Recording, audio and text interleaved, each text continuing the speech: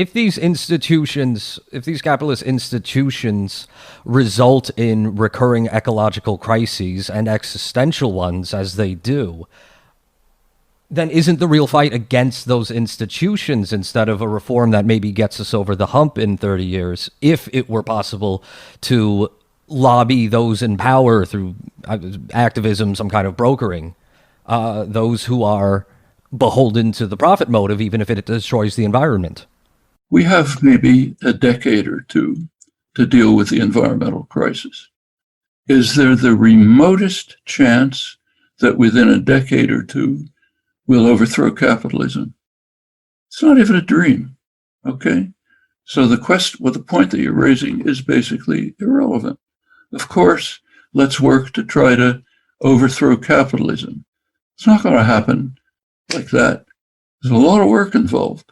Meanwhile, we have an imminent question. Are we going to preserve the possibility for organized human society to survive?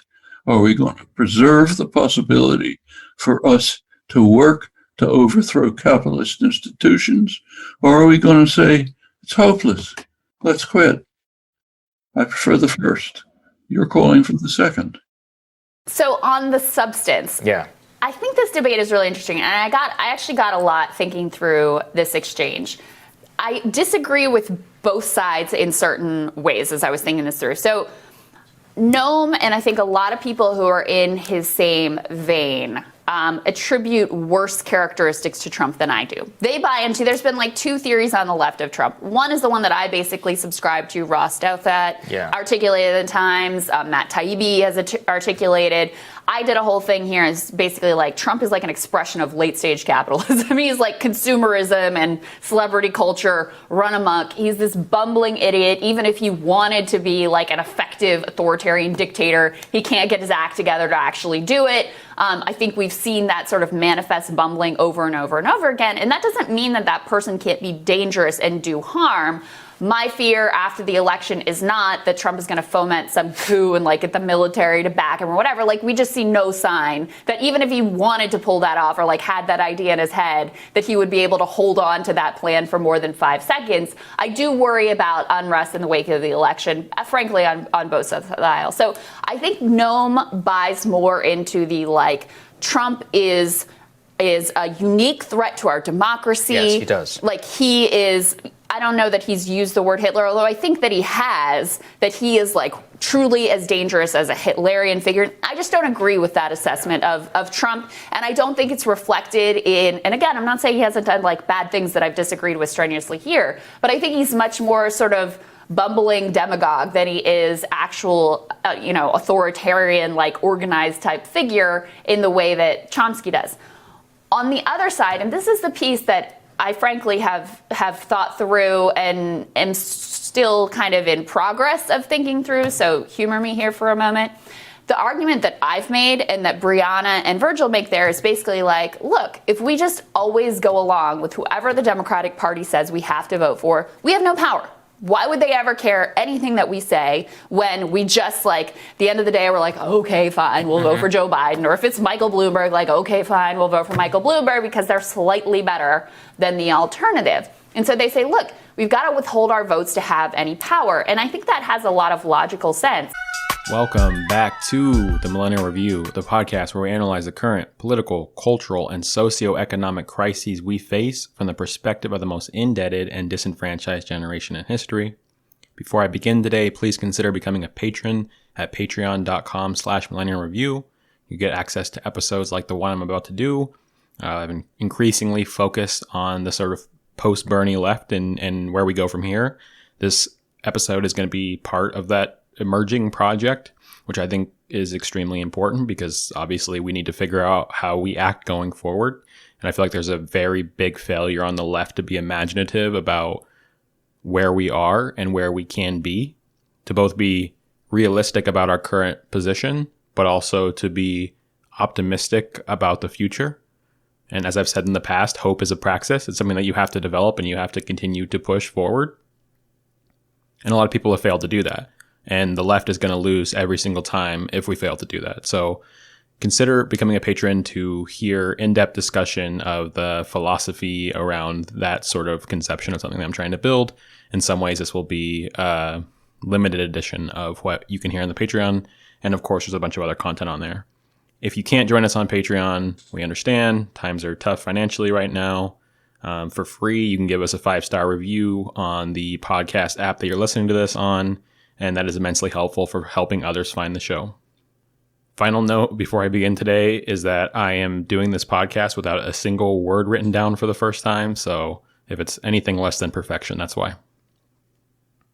Okay, so I want to begin today's show by talking about this interview that went pretty viral the last few days, and which is continuing to garner a lot of attention and discussion. And that's this new podcast called Bad Faith with Virgil Texas, who is from Chapo Trap House, and then Brianna Joy Gray, who is Bernie Sanders' former press secretary. I'm not going to get into what I think about the podcast itself, but there was this, controversial interview that they had with Noam Chomsky. And this has dominated left discourse for the last couple of days, with everybody chiming in the way they always do, in the way that is completely insufferable. And the interview itself really isn't that interesting. I think that it's essentially Virgil and Brianna making not very grounded arguments, and then Noam Chomsky getting upset early on and just repeating over and over again the same line, like probably 14 times, which is just that voting takes 10 seconds and you should go do it. So that part wasn't really that interesting.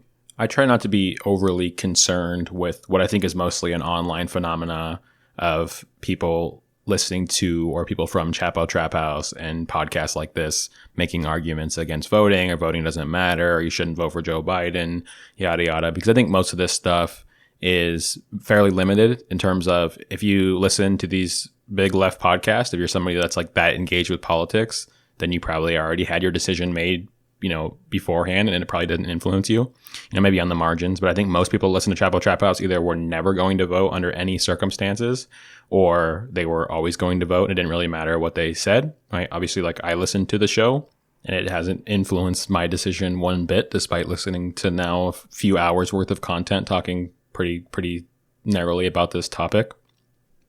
And the reason I don't care that much is because, to me, the story of the 2016 campaign wasn't a bunch of people listening to podcasts or being on Twitter and being convinced not to vote for Hillary or whatever.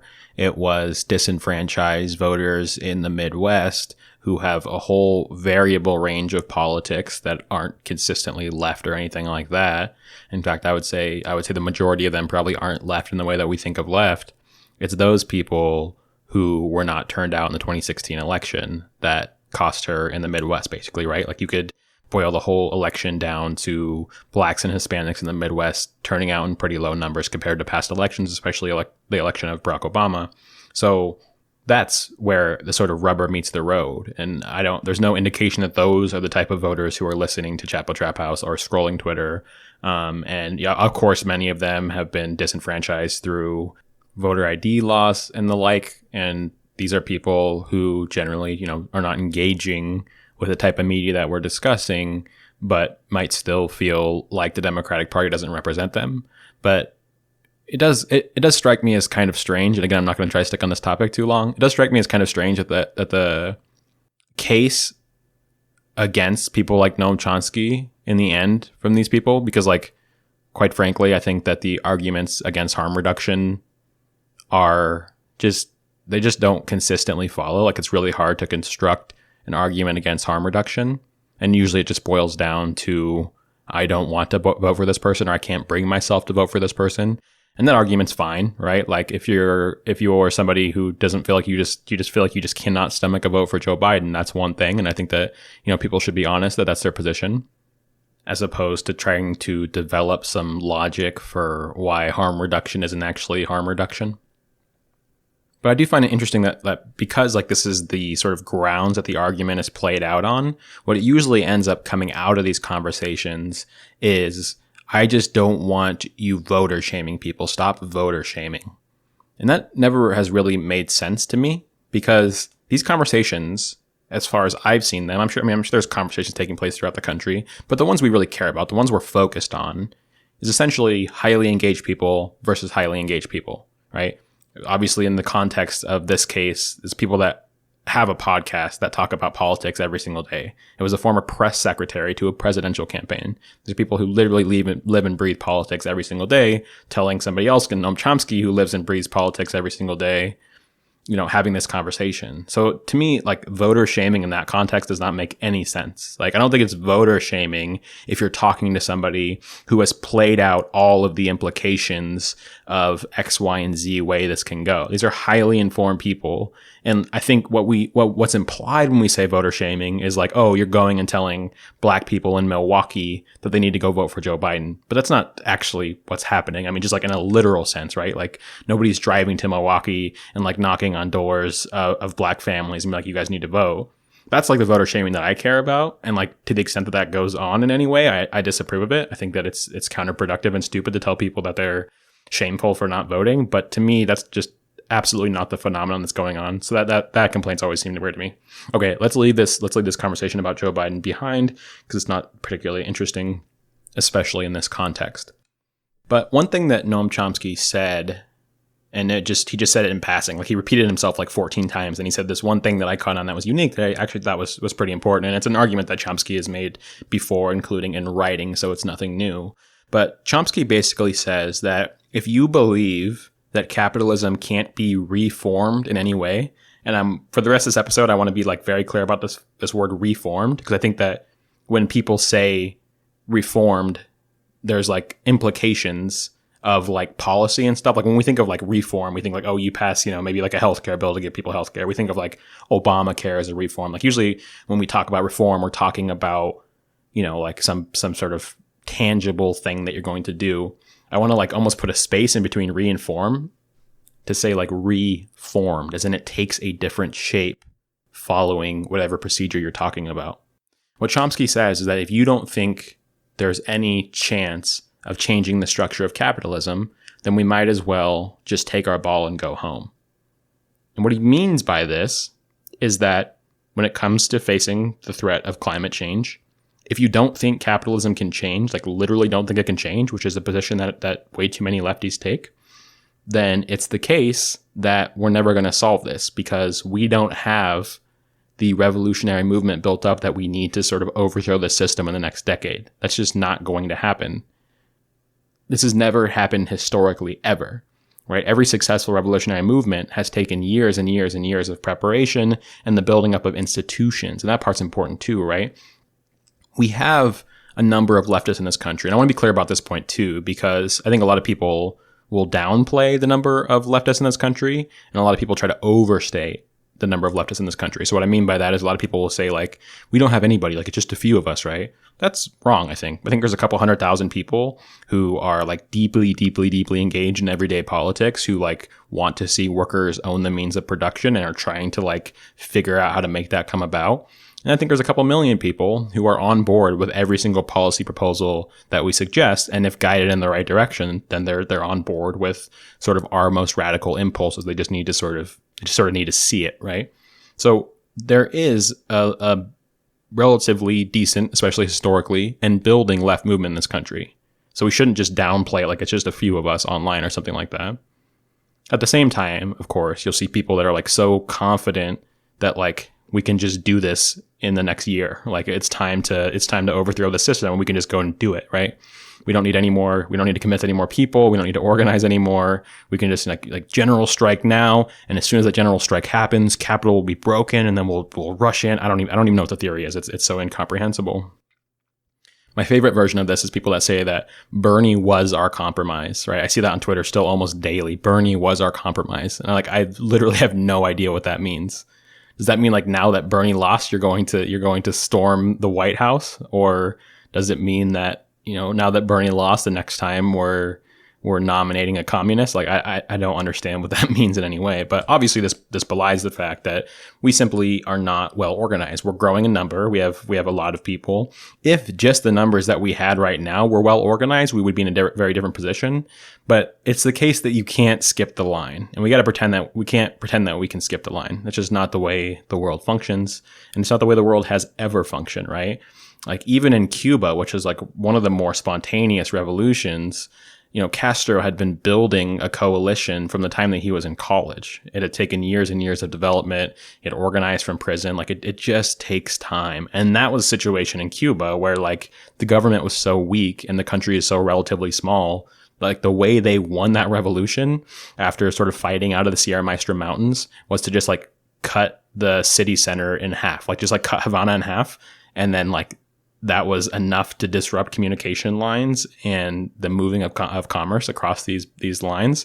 And like that was the way they won the revolution. Obviously, like trying to even like conceptualize what that would mean in the United States makes no sense, or any industrialized country today, right? It's just not feasible. The more important point, though, of course, being that these things take time. You have to build up. Like there just is no skipping the line. There never has been. It doesn't mean that it can't happen faster and slower. I think that we're in a moment right now where consciousness could shift pretty quickly. And I'm somebody who believes in the power of consciousness, that it's not just about like how many workers with hammers and sickles do we have ready to sort of overthrow the castle. I think that shifts in consciousness really matter. And that when you have a society that decides they want something, they have an incredible amount of power. I believe in the power of people in that way.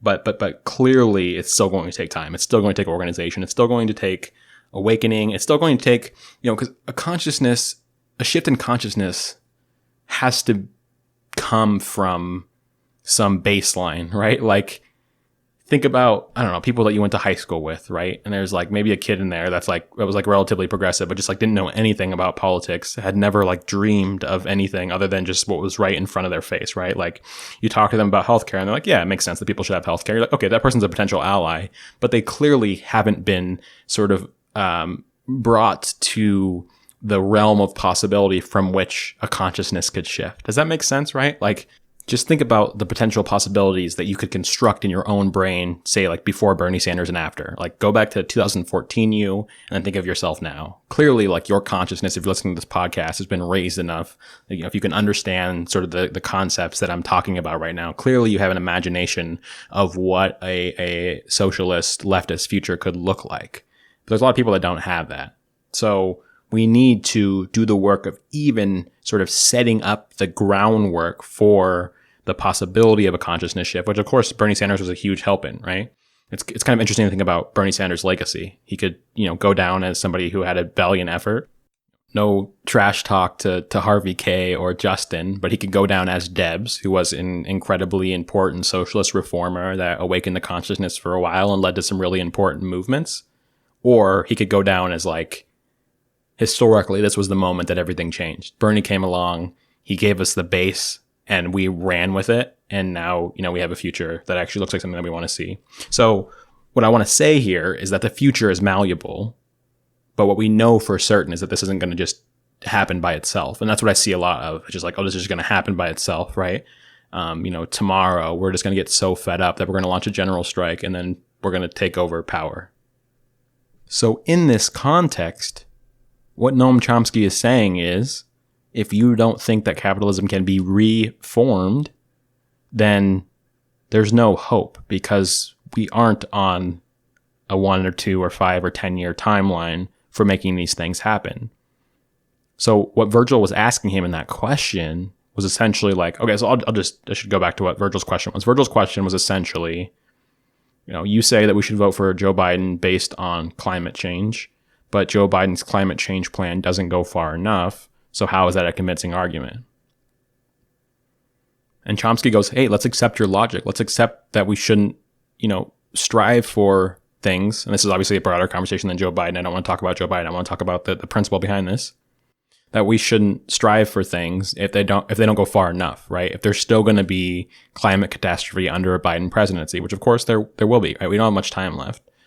But the question is, can we hold things off long enough so that we have a chance, we give ourselves a chance to build a future that we want to see? And I should just throw out at this point in time to not delude ourselves. Sometimes I think it's kind of weird where we see people be like make Joe Biden worse than he actually is, which is really, really shitty, which is confusing to me, right? Like we're dealing with a centrist liberal who has a really bad policy record and a platform this time around that has some decent proposals, but he's actively out in the campaign trail kind of denying those proposals, right? So like we are facing something awful. Nobody likes Joe Biden. This is not anything even approximating something that would even not even be, ideal, but even be like tolerable. Like it's like Joe Biden is intolerable, to be sure.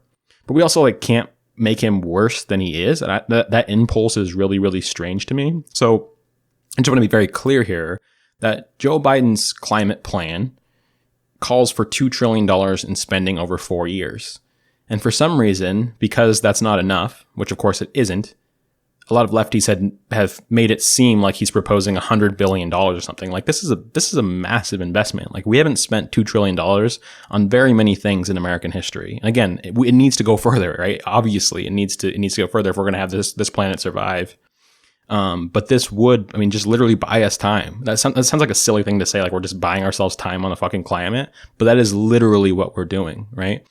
And we see a situation right now, as I'll sort of transition in this conversation about capitalism and the possibility to reform it. We see a situation in which the EIA, which is sort of the most important body for determining prices in the marketplace for energy, just revised its estimates to say that solar is now the cheapest fuel there is. It just surpassed coal for the cheapest fuel. And so what Biden's climate plan aims to do, and again, who knows if he's going to pass it or not? In many ways, it's our job, right? And another sort of tangent, but this is important. It's weird to me when I see people say, like, if you think that we're going to be able to push Biden left, you're delusional. I'm like, yeah, I guess that's true. We're not going to be able to make Joe Biden a more left politician. But like my perspective as a lefty, and I thought this was what the perspective of the left broadly was, right? Maybe there's some detractors, but I thought this was like our sort of main message, is that history and politics are driven by people and people demanding things. And that's where these things come from.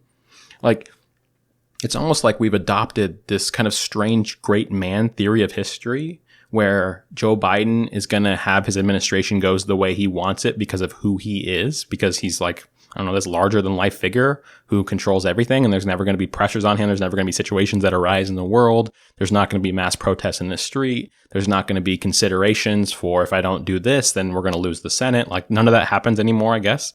And it's just who Joe Biden is. And we know that Joe Biden is obstinate and there's no way we're going to push him left. And like, again, yes, it's true, but Joe Biden is not going to be any more left of a person when he leaves office than when he comes in. That doesn't even really make a lot of sense to think about in those ways.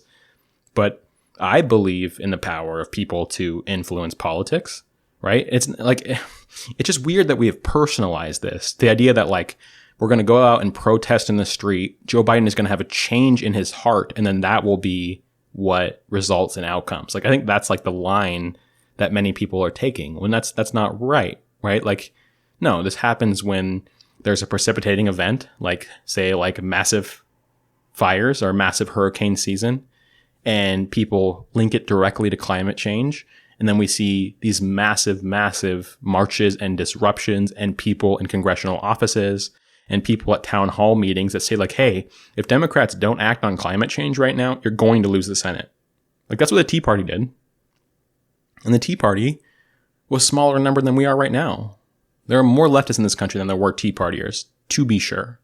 Tea Party was much better funded, of course, and that makes things difficult. But we are larger in number.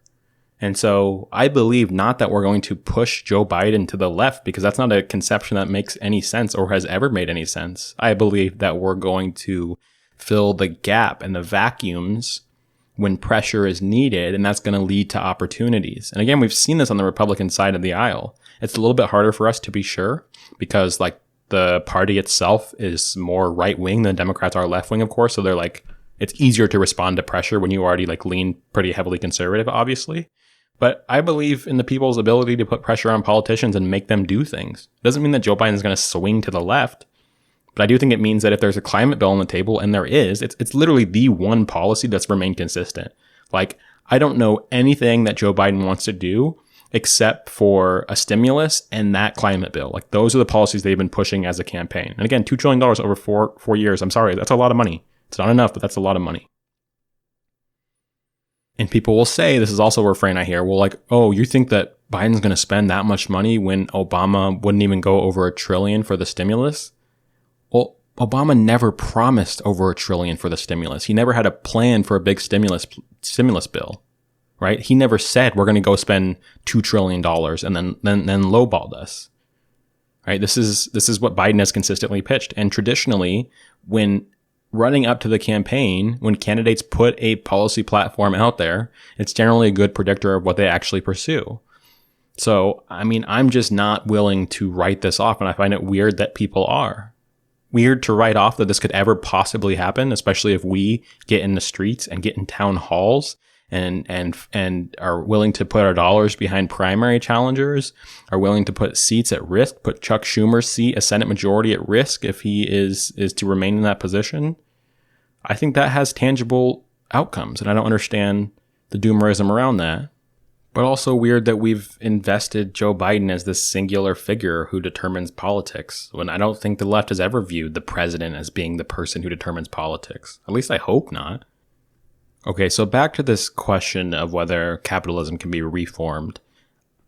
This, I think, is a position where the left is really missing on, and this is a position where the left likes to flatten distinctions, and most of the time when distinctions are flattened, I think that we lose a lot in that flattening, that act of flattening, right? So like I, tongue-in-cheek, have used the label leftist wonk. And what I mean by leftist wonk is that, you know, on one hand, it's a joke that it's hilarious to think of like there being like a leftist version of like Matthew Iglesias, who's like, well, I looked at the spreadsheet and this policy doesn't do enough socialism. And so if we want to improve the policy based on the numbers, we should do a little bit more socialism.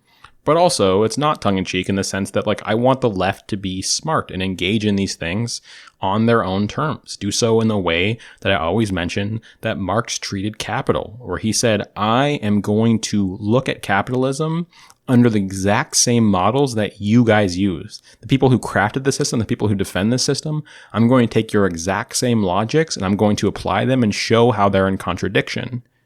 But what Marx also said, and what some of the modern left seems to have forgotten, is that capitalism is not the worst possible system of economic output, right? Capitalism was an evolution from what preceded it, to be sure. And I find Marx's approach to be extremely inspiring because it did deal with the system on its own terms and showed how very deeply and analytically how your system functions in this way and it has these benefits. But ultimately, it's a shortcoming. Ultimately, we can do better, which of course is our message, right? It's not that capitalism fails at every single thing that it ever does, and it's the worst thing on the world, and our system is perfect, because that would be a silly approach that wouldn't convince anybody. That your system achieves these things that our system can achieve much better, and it fails at these things that our system would not fail at, right? That's the approach that should be taken on these lines. And it's at this point I want to talk about how the left is continually reifying capitalism. And I should define this term. I've used it a couple times in the Patreon episodes. Reifying, meaning that you're giving it the exact same weight that it gives itself, that its defenders give it, right? So defenders of capitalism are saying there's this magic of the marketplace. There's nothing that you can do to try to fix it except for make it worse. The best way to run is to let it work its magic, and it will achieve optimal solutions. One of my favorite, I think the most hilarious ideas in economics is this idea of Pareto efficiency. And what Pareto efficiency says is you get to a position, a quote unquote equilibrium, where nobody can be made better off without somebody else being made worse off, right? So like that's the efficient part in the market, where we're taxing a billionaire an extra dollar to pay for somebody to not be homeless anymore would not be a Pareto efficient intervention in the marketplace. And so what a lot of socialists do when they take the position that that capitalism cannot be reformed, which again, as Noam Chomsky correctly says, if that is our position, then we might as well go home because there's nothing we can do about the environment. Obviously, capitalism is on a crash course to make this earth uninhabitable in the next 70 to 100 years. Like that is the direction we're going. And so if the only way we can fix these things is to completely overthrow the system in this short period of time, which we have about 9 years left to like make major interventions to allow ourselves, again, time to then make future actions that allow us to actually create a sustainable world. If it's the case that we need a revolutionary movement to do that, then like there's no hope to be had. That we're going to have a revolution in 8 years. Like that's basically the proposition here. And so what leftists are doing here is accepting the logic of the capitalists that this market structure is the only way the world can ever be. It has to happen this way. The market has to be free. We have to have, as much freedom as possible for firms to engage because they find customers and we lead to optimal outcomes, right? And a lot of lefties are saying capitalism is all encompassing. The market is everything. There's nothing we can do about it besides completely doing away with it, right? There's no way we can make life better. And I think that this argument really breaks down in so many ways when you just start to actually pick it apart analytically on a case by case basis in a way, right? So what you'll hear from people like Steven Pinker who want to defend this system, defend liberal capitalism, is that global poverty has gone down over the course of the last 50 years, right? And then of course the more propagandist type of capitalists will say, and this is the only way this ever could have possibly happened. The response to this argument should not be that no, capitalism didn't reduce global poverty, because that is factually wrong. It's true that it did. Our argument is that it can be done better, more efficiently, and in fact, hey, we don't have to have global poverty, period. You've reduced it by 1/3, we can reduce it by 3/3. Like lefties will say, cannot provide healthcare to its people for free. That's something that capitalism cannot do. It has to function off the profit motive. Well, every other country other than the United States that is a capitalist industrialized country has a universal healthcare system of some sort. They do provide healthcare for free at the point of service. Capitalism cannot provide for its citizens' basic needs with a cradle-to-grave welfare state. Well, we have an entire Nordic model that proves that's not the case, that capitalism, in fact, can be shaped into something that, again, is not what we want to see. We can do better, but it doesn't mean that it can't make improvements in people's lives. And we have to first accept that to figure out how to actually dismantle the system, which is ultimately, obviously, what we need to do, because we can do better on all these things, right? We can deliver better healthcare that is more communally engaged, actually takes people's needs into account, and actually covers everybody. We can create a system of global aid that is able to feed every single person on the planet. We have the capacity to do that actually quite easily. These are things that we can do under a system of socialized relations, that we can achieve these things that capitalism is in some ways promising to at least different countries and different groups of people. But to deny that it's ever done anything that helps anybody and that it only causes destruction is to misanalyze it. And I think when you misanalyze it, maybe it has some good propaganda purposes, maybe, but I think the left is best situated when it's based in reality, right? Because just to talk about my story very briefly, right? I was flirting with libertarianism when I was in late high school because I had no idea where to find my political identity, and the Democratic Party wasn't particularly appealing to me. And then, I went along with the Bernie movement, of course. And then I sort of came back to liberalism after the Bernie movement because I was annoyed with some people and some arguments. And I've since that time, I've consistently moved to the left, and obviously I'm further left now than I have ever been. And I did that, at least this is the story that I tell myself, this is the story that I believe, I did that through an analytical approach to the world that says the left actually has the best answers to our current predicament. Absolutely. We have the best answers empirically. We can prove these things, right? We can logically, talk through these things in a way that is convincing to everyone if we get them in the right place and platform. We do have the answers. I believe that about the left. I believe that's why I am on the left, right? So I want to be able to analyze the world as it is. And I think that starts with not reifying capitalism as this all-powerful emergent, force. It's univocal in terms of when we talk about capitalism, we're talking about God, right? We're talking about this fixed entity that cannot be broken except to be overcome. It's almost like the left only wants to succeed if we have a hero journey to where we go and slay this longtime foe of ours who holds complete and utter power over us every day, as opposed to thinking of capitalism as something that's relatively dynamic and which can be dismantled in several ways. And we've seen that historically, right? The way that movements succeed, be they Russian revolutionary movements that smash the state, Or be they Nordic countries who say we want to build enough power in the system through labor that we're going to be able to sort of vote ourselves a cradle to grave welfare state and make sure that we retain power. So if in the future we decide that we want to go further, we can, right? I think that's an important thing. That it's always kind of weird, these conversations we have about the Nordic countries. Like, and I think, like, I've used this language before, right? Where I'll be like, until 1980, Sweden was continued to expand, and then there was some neoliberalism, and it's been rolled back since. But that, the story of the Nordic countries isn't written. The story of Sweden isn't written, and they still have a shit ton of labor power. They still have labor power that gets a veto essentially on labor legislation in government. They still have a ways to go, and if they decide they want to take that next step, like, their position's stronger than I think almost anybody to be able to launch a movement that actually is able to seize the means of production for all people. So we shouldn't foreclose the possibility of those countries just because the last 30 or 40 years haven't gone particularly well for them, especially if we're going to pretend there's a strong possibility in our country. Certainly if there's a possibility here, there's a strong possibility there, right? And so I want folks to stop and think in this context about what capitalism actually means, how powerful it actually is, the tools that we have to actually influence it and eventually take it over, tools as part of the reform process that then give us the ability to go further. I've talked about a jobs guarantee as something that's extremely important to push for. Jobs guarantee would be massive. Having the public sector employ people at competitive wages doing a job that doesn't function off the profit motive is a huge platform to be able to make further demands. That would be an extremely big deal, right? I've talked about this a number of times. These type of reforms that set us up in a better position as opposed to those that sort of, deaden the system. Just to be specific, right? I've talked about how I don't like the UBI because I think the UBI doesn't do anything to help us be any better as a working class movement. Although, of course, during the pandemic, considerations are changed a little bit.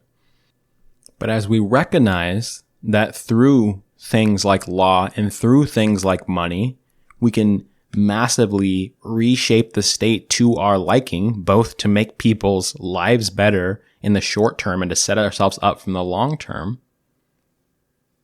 I think we start to understand our role as a post-Bernie left going into the Biden era, right? Assuming that he wins. I'm not going to talk about, voting for Joe Biden or not. The most likely proposition right now that he's going to win and win by a landslide and have some actual, ability to pass a pretty comprehensive agenda in the next 2 years. How we head into those 2 years and what that sets us up for in the future, I think is going to be really, really important. Our relationship with the Biden administration, when they have enough seats to pass any piece of legislation they want, will set the tone both for that administration, right, which could either be a disgusting center right or a slightly better center left administration, and that really matters for people's lives. And I hope that anybody listening to this podcast, no matter who you decide you're going to vote for, or whether you're not going to vote, that you're still going to try to use your activism to do whatever you can to make this, next 4 years as manageable for people as possible, and the 4 years after that in perpetuity, right? Because there's two sort of bases here, right? There's who you vote for, who you decide, whether you think of, voting as again, as Chomsky said, this 10-minute activity that you do that's just a small part of your activism, or whether you see it as some moral behavior. Either way, I hope that, you think of, as a leftist, you think of what it means to be part of the working class and part of, a growing socialist movement who's trying to sort of win converts and propagandize and be successful. I hope that you recognize that your role in that, no matter who you vote for, is to try to push for the best life for everybody, regardless of who's in the White House. But, I think that when we sort of pull back the veil and realize that capitalism isn't this deity, right? It's not a God overseeing everything. It's not something that's outside of time and space that can't possibly be manipulated. And that's what Chomsky's saying when he's saying, don't make capitalism worse or better than it is. Don't make Joe Biden worse or better than it is. Don't throw away your power by thinking that everything is outside of you, that you have no influence in this, that as a leftist and as an activist in one way or another, that you have a role to play in history. Don't throw that stuff all away. Don't reify capitalism in its godlike nature. Don't reify the market as something that is impenetrable, that can't be shifted, right? And if you take this from a pure, neoclassical economic standpoint, which is what most people in the Biden administration and across businesses across this entire country believe, what the Biden plan is explicitly trying to do is essentially accelerate our way to the tipping point.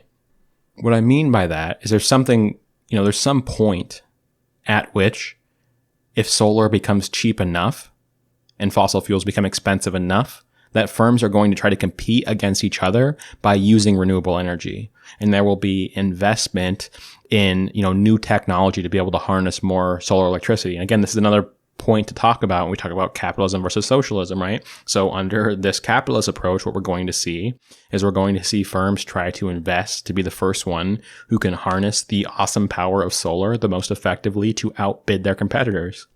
What we're offering as leftists is a better alternative to that, which says that we invest in renewable energy because we want to create a renewable, sustainable planet that allows, future generations to thrive in perpetuity. We have the better answer here, but we shouldn't ignore that capitalism's answer can play to our advantage in the short term for what we want to do long term.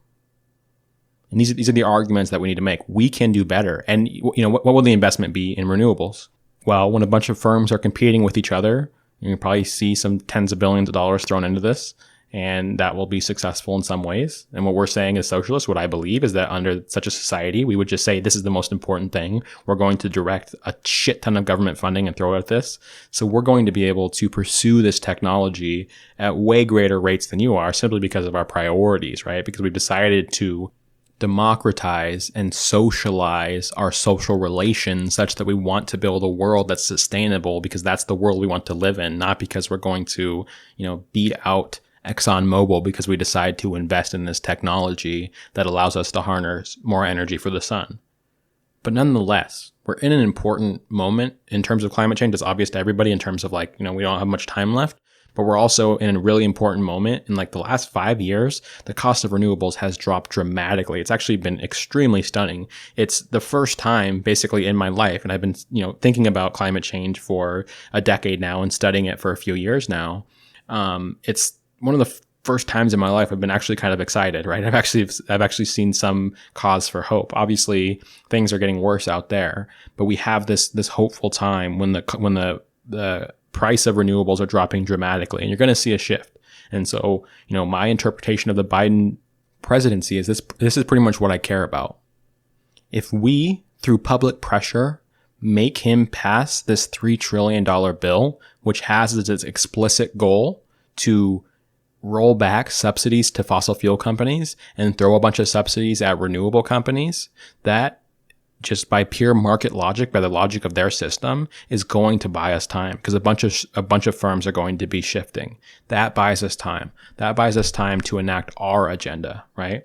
And so again, I don't care who you vote for or don't vote for. I don't think it matters that much at this point. I think most people that are going to vote are going to vote. It's a mostly, super online Twitter phenomenon, but we need to be in the streets day after day as soon as Biden's elected. And what we need to realize through this process is that capitalism isn't this fixed entity that is outside the scope of human activity, that just is this pure market force, right? The way that they like to propagandize, that we cannot intervene on it except for to make it worse. So there's nothing that we can do as regulators, as politicians, and as working people to shape the things that it produces.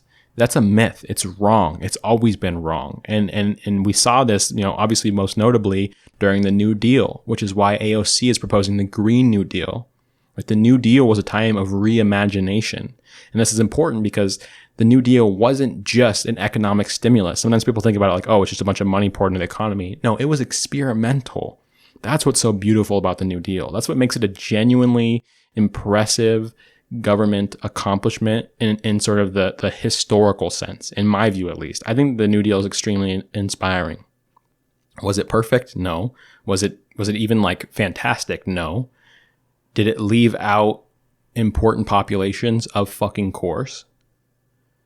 But it was an experimental attempt to say, this system is not working, and unfortunately, FDR foreclosed the possibility of actually transitioning to a socialized system. That's obviously the case. But he did not foreclose on the ability of reimagining capitalism, right? And I think a lot of people want to write that off because it's still capitalism. But doing so is just not productive in any way. It doesn't help us function. And obviously, and I hope it's clear, I'm not saying that fucking Biden's climate plan is going to be like the New Deal, but it does open up new realms of possibility that we should take and run with, right? This was always struck me as extremely strange with the crowd that was so excited for Bernie and then is so pessimistic now. It's like, if you think the system is this powerful and this unchangeable, then how the hell was a relatively moderate, global speaking social democrat going to be the one that saved the world? Like this seems bizarre to me, this take. And I think this is, at least for me, I would think this would be the case for Justin too. I haven't dropped to the same level of nihilism or anything close to, because I never had any delusions about what Bernie could be. And the same people that I'm critiquing here will tell you they had no delusions.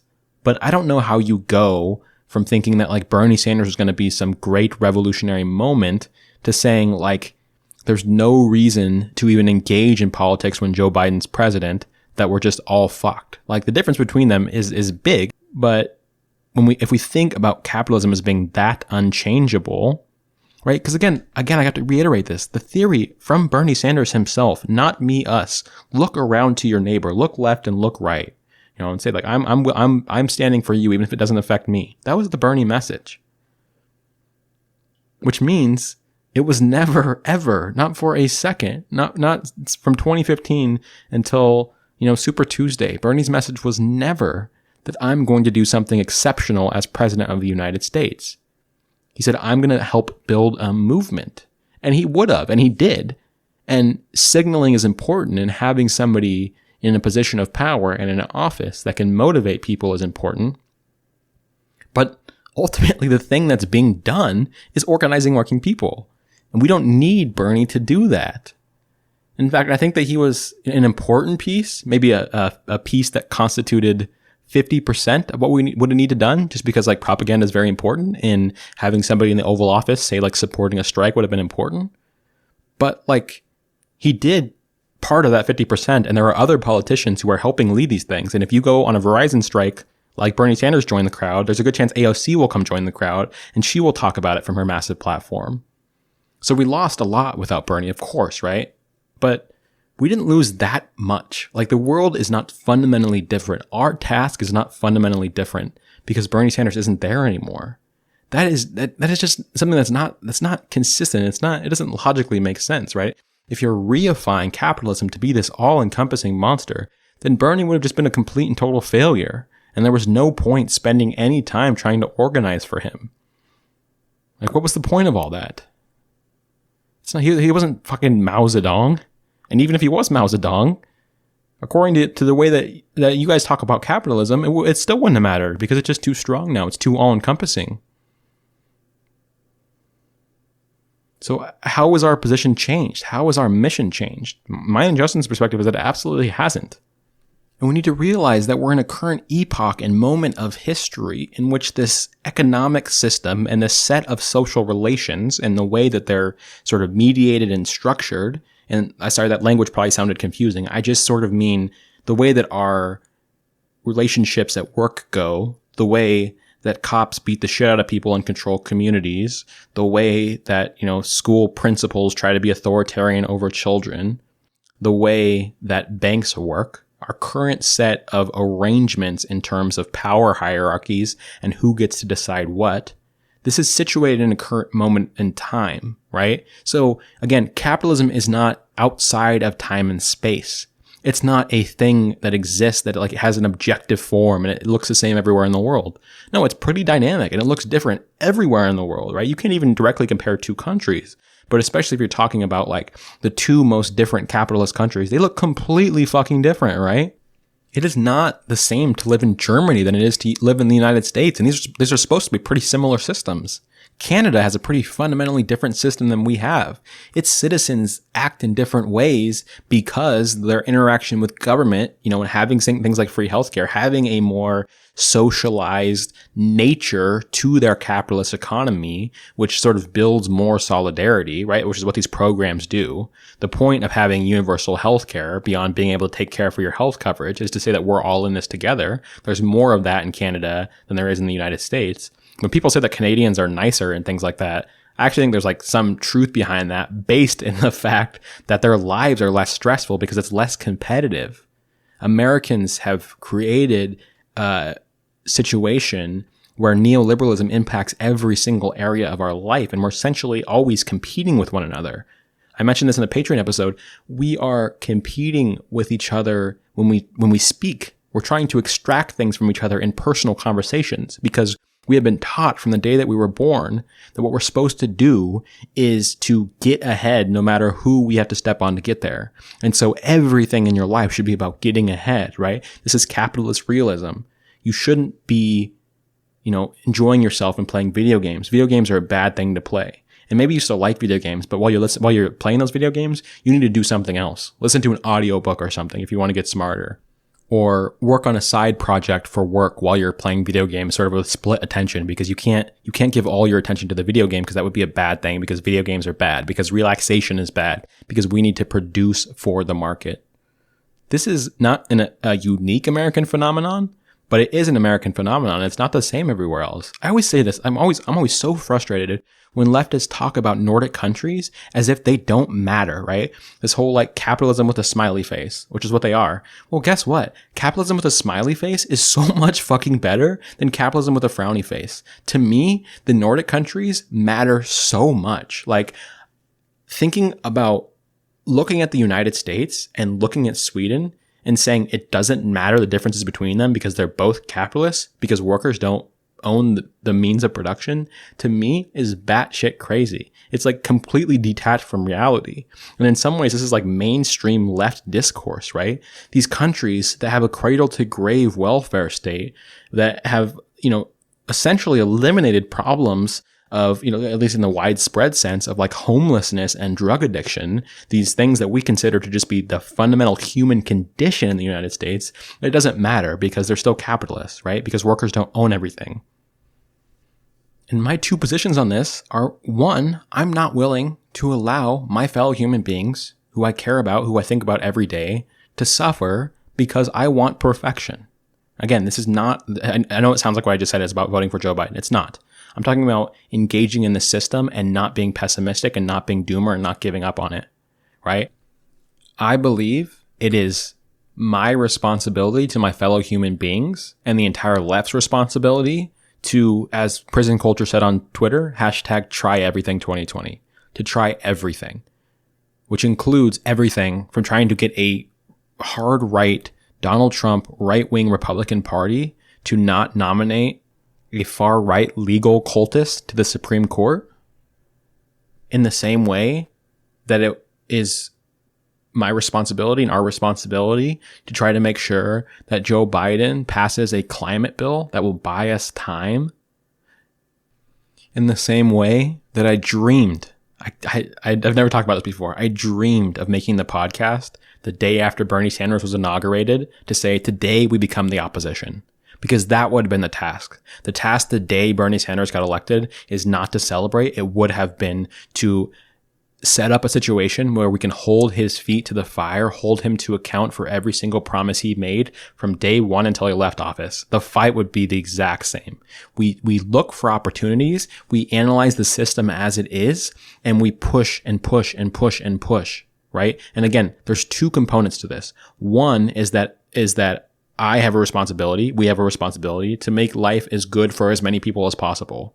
And I would be saying the same fucking thing if we lived in a peasant system. If there can be improvements in the system of peasantry, we should try to make that the case. If we can make lives better for slaves, we should try to make that the case. And two is that I and we need to set ourselves up in the best position that when an opportunity arises, we are able to take advantage of it. We are ready to take advantage of it. And the only way that that's the case, the only way that's ever been the case, is to be deeply, deeply involved in politics. Again, going back to Fidel Castro.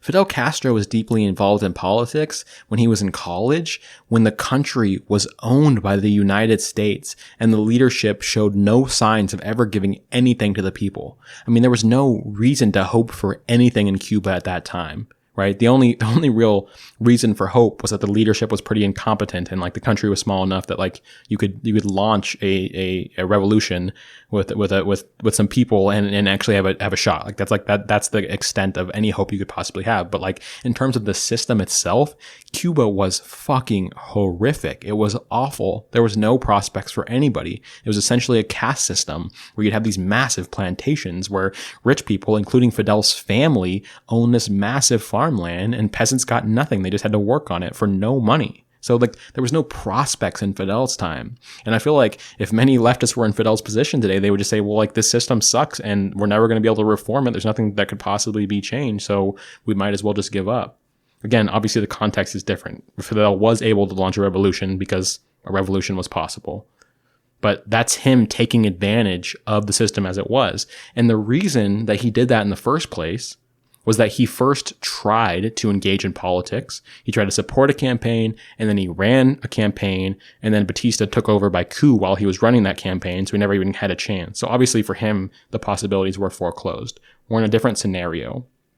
But it's obvious to me, at least, that Fidel's approach was not from day one that either I overthrow everything or we're going to continue to live in hell, but that I need to, stay engaged every single day. And again, Fidel, a decade before he was ever in a position to actually take power, he was organizing people and feeding people and traveling around the country. In fact, he neglected his wife and his children to do so. And Fidel was involved in the party system. He believed in the power of things like media and radio. That's where he tried to engage most aggressively. So, it's like, I think like, so first of all, we're in a different context to where we can never do what Fidel did. But even if we were to say, okay, in 20 years, there's going to be a Fidel moment, right? We're going to come out of the mountains and we're going to take over the White House. Even so, the people who say it's revolution or bust, that, we can't talk about a climate plan for $3 trillion because we need to spend $7 trillion, so it's not worth it. Even in such a world, they would have ignored all the stuff that Fidel did leading up to the revolution, which was organize and feed people and get people on his side, such that they were ready to go. First of all, the people that were alongside him, ready to actually fight. More importantly, once he won, he had a whole base of people who were aggressively dedicated to the party even before he gave them land, because the party had been working aggressively to try to build connections. And when people saw them march into Havana, they said, okay, here's an opportunity. We know these people. We know this party. This party has always stood for people. We don't know how it's going to turn out, but like, let's put our faith behind these people.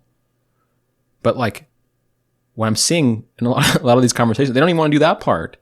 You have to organize first. Fidel would not have succeeded, or at least not have, reigned for fucking half a century, if not for having done the organizing first. And again, this is an example that we can't replicate, but we can take the lessons that Fidel understood from day one. This takes a lot of work, and he worked as hard as anybody. That's always been true of revolutionary movements.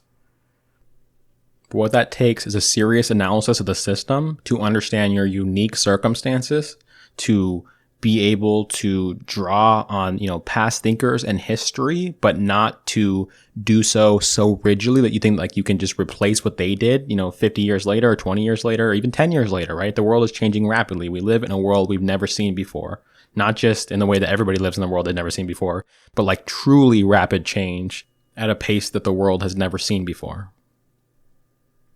It takes analyzing that system as it is, being strategic, and then most importantly, while you're doing so, working every single day under the conditions in which you exist, using any opportunity you have to think both short term, how can I improve people's lives as much as possible tomorrow, and long term, how can we set ourselves up to be successful so that we can actually construct the society that we wish to see.